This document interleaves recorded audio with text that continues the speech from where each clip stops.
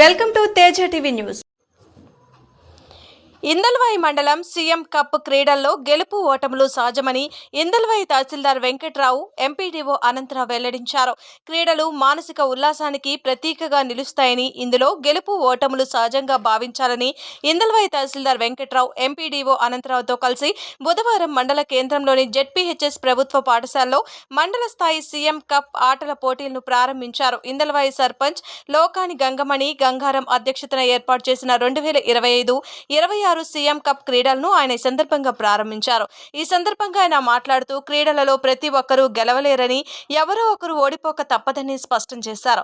ఓటమి చెందిన వ్యక్తులు ఎవరూ అధైర్యపడవద్దని, గెలుపు కోసం మరో ప్రయత్నం చేస్తూనే ఉండాలని సూచించారు.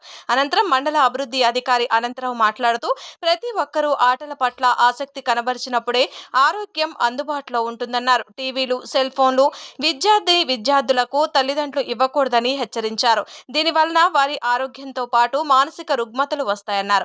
అలాగే కంటి చూపు తదితర సమస్యలు ఉత్పన్నమవుతాయని హెచ్చరించారు.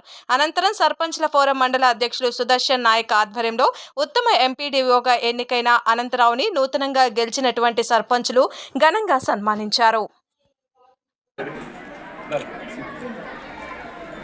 ఈరోజు చీఫ్ మినిస్టర్ కప్ 2వ ఎడిషన్ ఇందల్వాయి మండలానికి సంబంధించి ఇందల్వాయి గ్రామ పంచాయతీ పరిధిలోని జిల్లా పరిషత్ హై స్కూల్లో ప్రారంభించడం జరిగింది.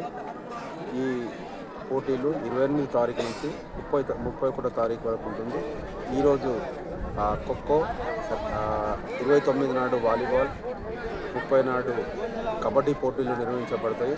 వివిధ పాఠశాలల్లో వచ్చిన బాలబాలికలు మరియు యువకులు అందరూ కూడా ఈ పోటీలలో పాల్గొని విజయవంతం చేయాలని కోరుకుంటున్నాను. 31 తారీఖు నాడు బహుమతి ప్రజోత్సవం చేయబడింది.